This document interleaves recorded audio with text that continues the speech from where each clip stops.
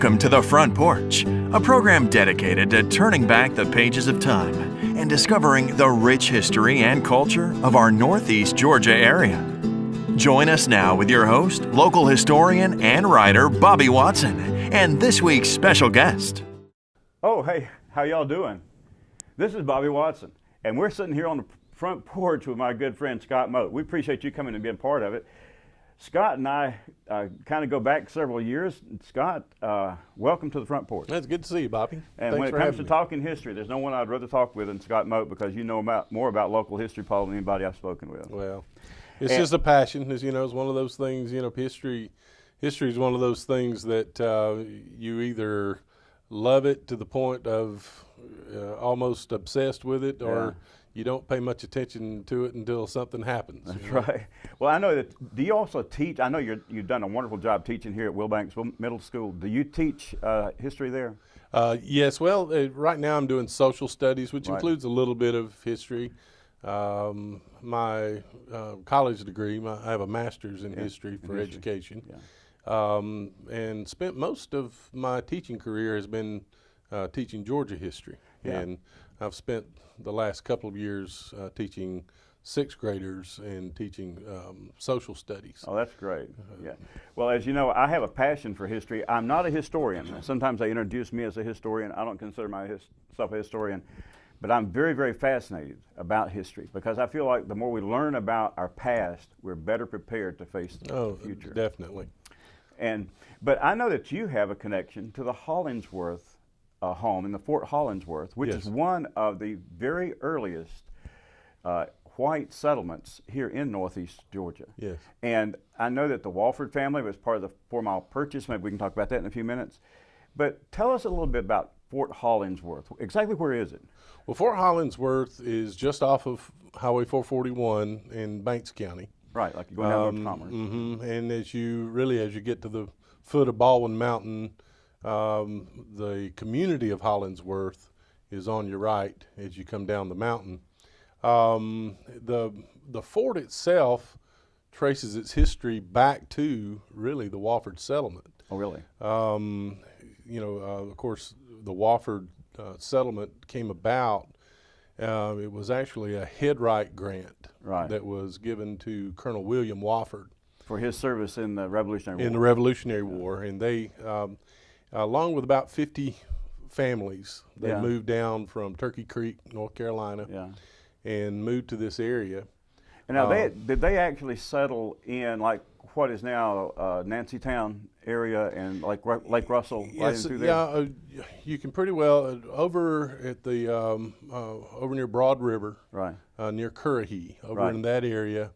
There was about a 23-mile stretch from there that stretched all the way down to Hall County. Right. And most of the Wofford settlement was contained in that area. Yeah, and if I understand it right, the problem was they came here in the late 1792. Early 1790s. Yes. And when they came here, they had Franklin County. It was the northern outpost of Georgia. That's at that correct. time. And when he got the headright grant, they came and they settled. But once Hawkins had marked the line separating Cherokee territory from the state of Georgia, the Wofford family, were they on the wrong side of the line? That's what they discovered. But after they had established the line, then the surveyors went through and they cut about a 20-foot swath that felled the trees, kind of a no man's land between the Cherokee property and the state of Georgia. It was then that Wofford discovered that they had cut the line below his settlement. Right. And so they appealed to Washington. Yeah. You know, some legends say that he actually rode on horseback all the way to D.C. himself to really get this renegotiated. Right. And out of that came the what became known as the purchase of 1804. Right. And with that land purchase, it basically gave the Cherokee Indians $5,000 and then gave them an annuity or an annual payment of $1,000 a year. Right. That would incorporate the Wofford settlement into the state of Georgia.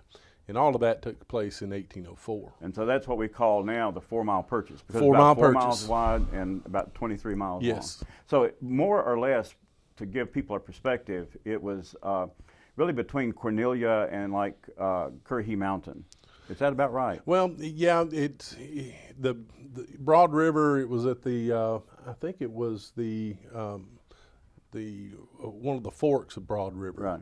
That was near the foot of Currahee Mountain, and that was the eastern portion of it. The western portion ran all the way down to the Hall County line. Okay. Even.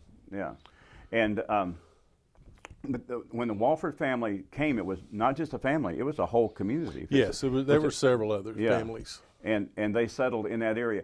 How does the Hollingsworth fit into that? Did the Hollingsworth come with the Wolfords? There was a Hollingsworth family arrived with them, and that's where the community of Hollingsworth was established. Came from.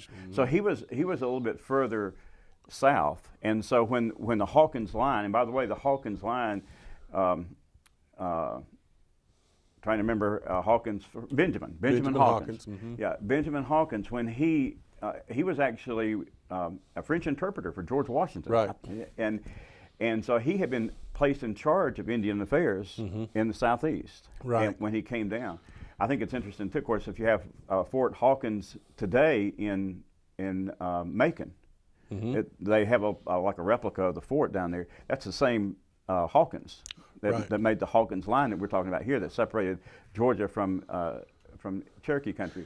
And he was on the wrong side of the line, and that's the reason for the purchase. Right. And but Hollingsworth was well within what was in Franklin County.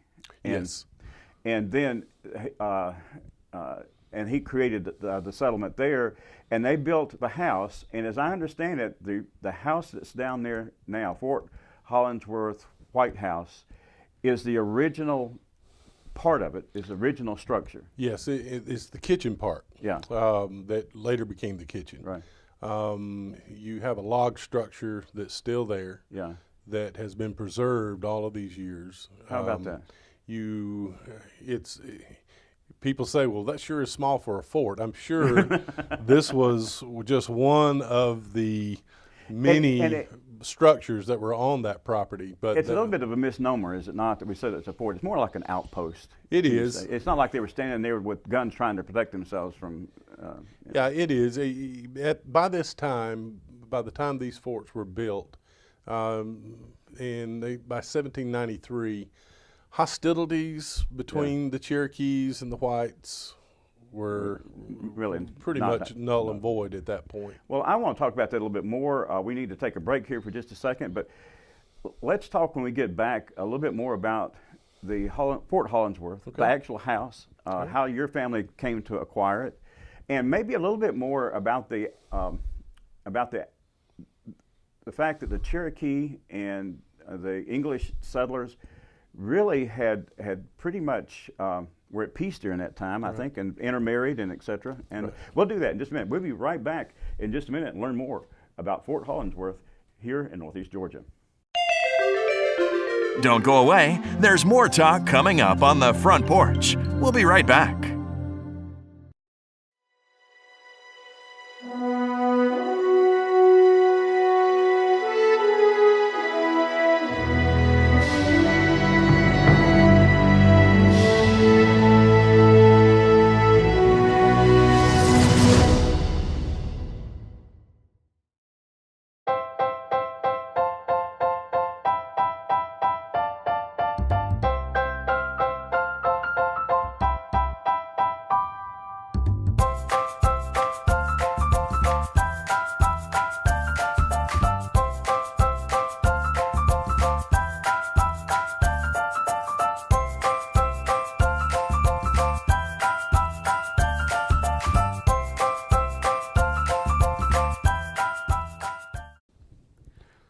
Well, welcome back. We appreciate you coming back to the Front Porch here. We're having a fascinating conversation with Scott Mote, my friend.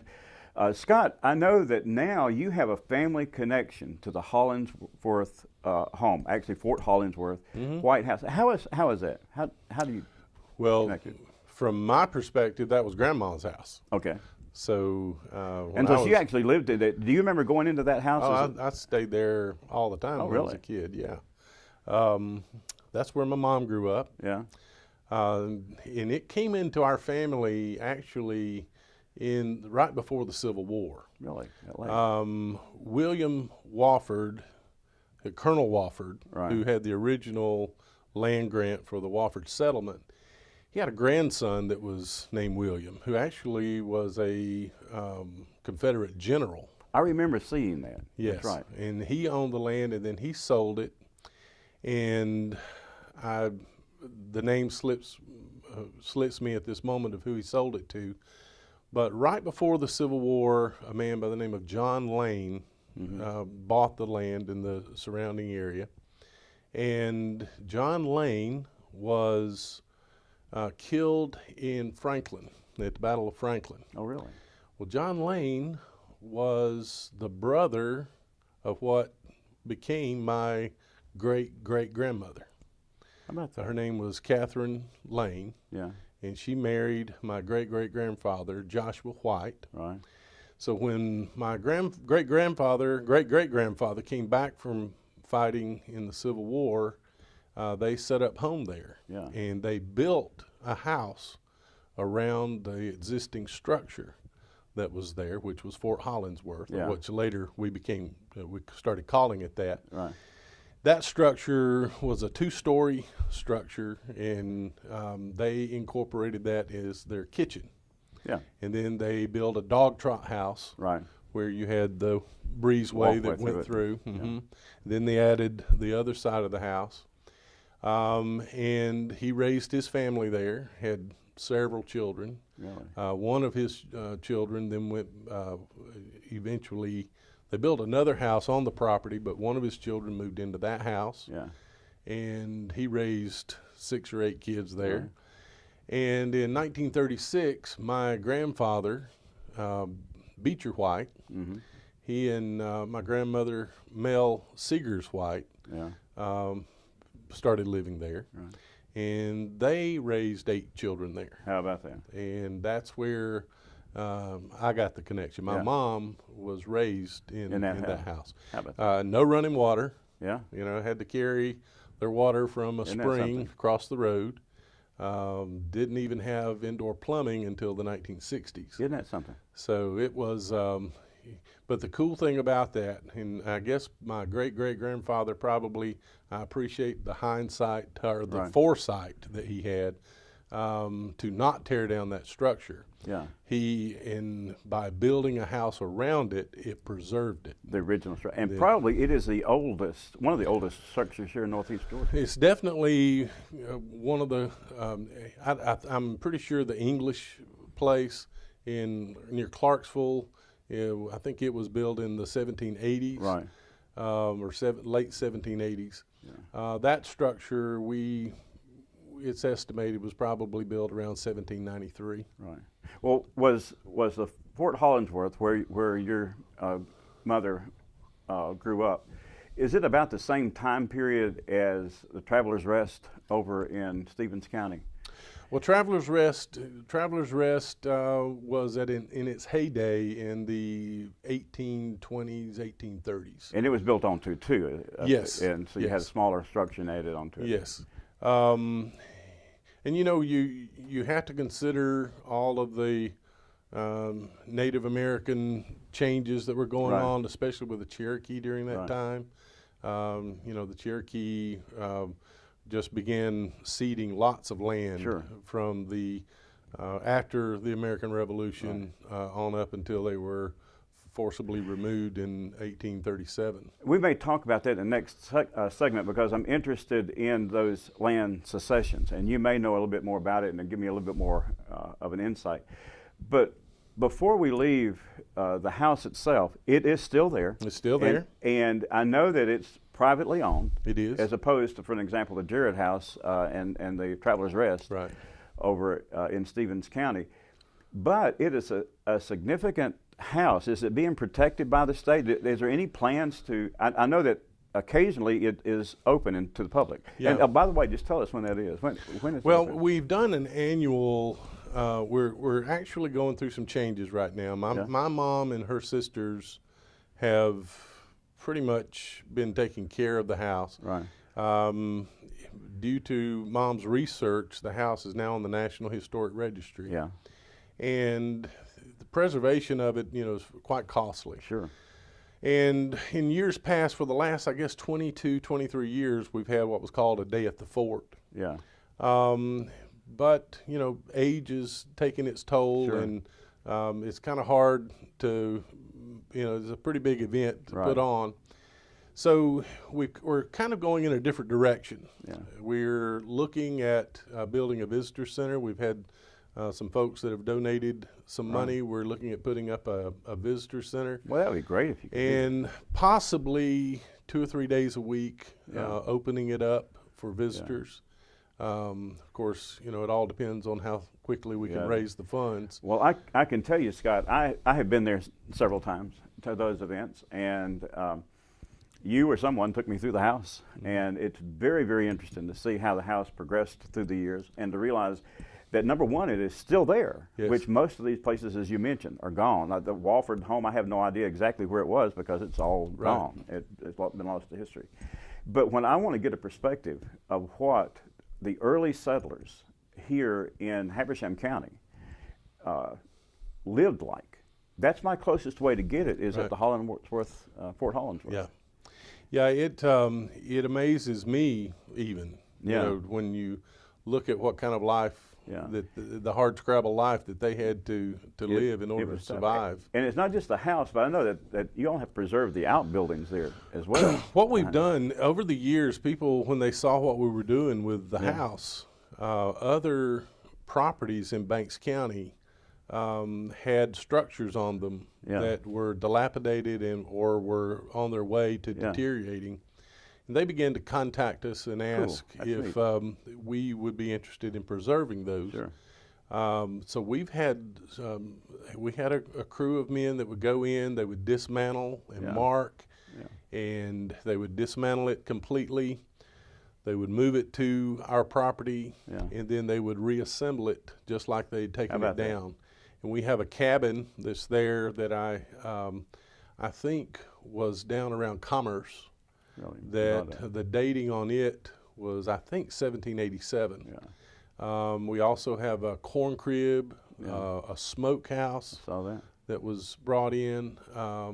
So there have been several buildings that have been moved there for preservation. Well, as I say, it is an excellent place to see what life was like back in those days. And I'm very, very excited to hear that at the family, in conjunction with other people, are hoping to make it where the public can come and see it, because I think it's an outstanding way to get a picture of what history was like back in those days, or what living was like in those days. We're working real hard to try to figure out a way to do it.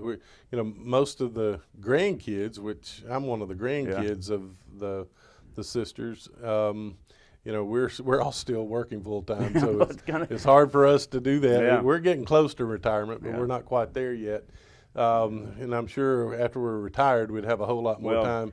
But we're trying to work it out right now. If we can get the visitor center built, then we can man it 2 or 3 days a week on a weekly basis where people can come in. I tell you, I hope you can do that. And when you do, in my retirement years, I hope I can come and help interpret. That would be awesome. Boy, I'd love to. That would be awesome. Listen, we need to take another break, but when we come back, I want to learn a little bit more about the land succession and what actually led up to Habersham County, which was formed 200 years ago this year, 1818. Scott, we'll talk about that in just a minute. Okay. We'll be right back after this break.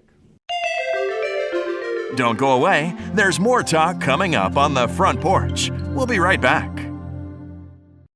Technology is making it easier to be more mobile than ever before. That's one of the reasons why so many Windstream cable customers enjoy using Watch TV everywhere. You can watch your favorite shows, movies, and live news and sports. The best part, it's absolutely free to our cable customers. Get more value from your Windstream cable package by signing up at WatchTVEverywhere.com. Then grab your favorite device and start enjoying. Oh, Well, look, welcome back. We've been having a great time here talking on the porch, and I'm very, very happy that you've been able to join in on the conversation. Scott, it's been great to have you here with us I've enjoyed today. this, Bobby. It's a lot of fun to sit back and just think about history and try to learn a little bit more about it, and that's one reason I like Fort Hollingsworth down there. I'm excited that hopefully there'll be a time when people who are watching this will be able to go down and actually experience what life was back at the turn of the 19th century. As you know, this is the bicentennial year for Habersham County right here where we are. On December the 15th, 1818, because of some land secessions from the Cherokee Nation, the state of Georgia was able to form 4 counties up here: Habersham, Hall, Gwinnett, I think, and Walton. All came into existence on the same day. And so this year, 2018, we are celebrating our bicentennial. And it gives us a great chance to look back at history, and we have a lot of events taking place. And also, we are working on a book, Habersham 200, New Thoughts of Old Things. And I like that phrase because that's exactly what we've done. We've tried to dig up things and find little nuggets of history that had not been reported on before, had not been recorded before. Private conversations, private letters, and et cetera. And I'm looking forward to seeing this book come out. We expect for it to be published sometime late summer, and we're well under the way getting it to our publisher, and we're excited about Habersham 200, so you can kind of look for it as it comes down the pike in a few months. One reason that they were able to form Habersham County was because the Cherokee slowly started ceding the land up here. And Scott, you might be able to give me a little bit of information or input about it, but when I started reading about this, I was very, very interested. Number one, depending on what source you read, you get a lot of different information, which means that a lot of our talk about Cherokee, what the word meanings are, where they came from, whether it's Cherokee or Creek, are all kind of relative, because the truth of the matter is we will never know in detail because there was no recorded history. I was fascinated to find out that about the time that the Walford family came here, that the negotiations, for example, in South Carolina, where the colonial South Carolina government actually had an agreement with the Cherokee to cede all of South Carolina, which forced a lot of the Cherokee actually to come right through here in the transit mode. But they were done with different clans and tribes because there was no one entity to speak for the whole nation. I think that changed, and you can correct me here if I'm wrong, in the 1790s when they created the Cherokee Nation East, when they actually had a government that was very patterned after the federal government. And I remember reading some time back that George Washington always had a dream of acclimation with and having them assimilate, having the Cherokee assimilate, not just the Cherokee, all Native Americans, assimilate into American society. He had a vision of that, and he actually gave that vision to both Benjamin Hawkins and Harrison, Benjamin Harrison, who went to the north side, Benjamin Harrison, who became president, not Benjamin, William Henry Harrison, was the northern Indian agent, and Hawkins was a southern Indian agent. That process, according to what I have been able to see, was well underway here in Northeast Georgia. And how many families do we have here now that will say, "Oh, I have Cherokee blood," you know, because they were acclimated? And have you been able to see much evidence of the fact that yes, these families were not like we would think about Indian families where they're born, but they're actually settlers? I understand some of them even had slaves and farms and such. Well, that's probably the biggest misconception, especially the Cherokee. You know, there were considered 5 civilized tribes. Right. You had the Cherokee, you had the Creek, you had the Chickasaw, the Seminole, and the Choctaw. Of all of those, the Cherokee were considered the most civilized, if you want to call it civilized. I always thought it was funny that one of the objectives of assimilation was to teach them how to farm. How about that? You know, here Cherokee were probably more prolific farmers than the whites that were moving in at the time.